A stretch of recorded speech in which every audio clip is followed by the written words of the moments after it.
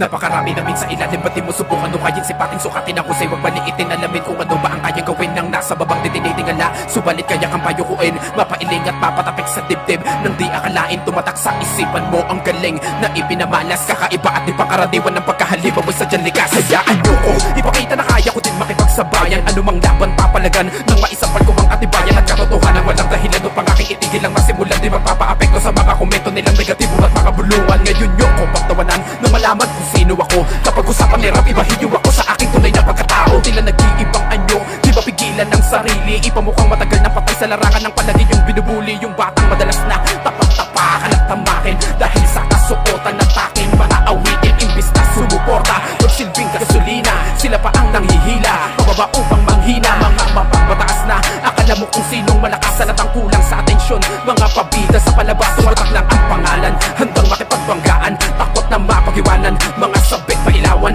ano masakit ba? Hindi ba't yan naman ang totoo? Matagal na at hindi na bago ang galawan nyo. Kung dati nakaisa kayo, ngayon sa'kin hindi na.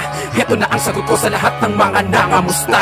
Daming dugo na uminit sa akin, ang di ko alam kung anong dahilan. Mga galit na galit habang sa kanila ay wala akong pakialam. Kesa patulan nagwalang kibo, di na para makipagbangayan. Sa halip na maubos ang oras sa kanila ay minabuti. Hayaan na lang, mas piniling bigyan ng pansin ang mais. Marating nagpatuloy sa paglalakad, kaya di ba kapag ka nagbabad, laging ginagalingan ng sagad. Para sa akin ang batuhin man ako ng masasakit na salita. Isa lang ang mahalaga para sa akin, mahal ko ang aking ginagawa. Bilang gati, sige sa pagkapante hanggang sa lamunin sila ng inggit. Ganyan mang iniis ng nakatahimik, kalmado partida pa nakapikit at sintado sa bawat kadakalabit. Kapag kabumuka na ang bibig, dito para sa ayaw padaig ko kaya't pasintabi sa makikinig. Kung ikaw ay isa sa natamaan, pasensya, hindi ko na yun kasalanan. Di ko balak na makipagtalo na sa'yo na kung gusto mo kong subukan. Subalit hindi na bali, sige sabihan nyo na kung takot tayo kung ugaliin ang ganyang ugali. Manapak ng sa ganun ay maabot. Anong masakit ba? Hindi ba't yan naman ang totoo? Matagal na at hindi na bago ang galawan nyo. Kung dati nakaisa kayo, ngayon sa'kin hindi na. Heto na ang sagot ko sa lahat ng mga nangamusta.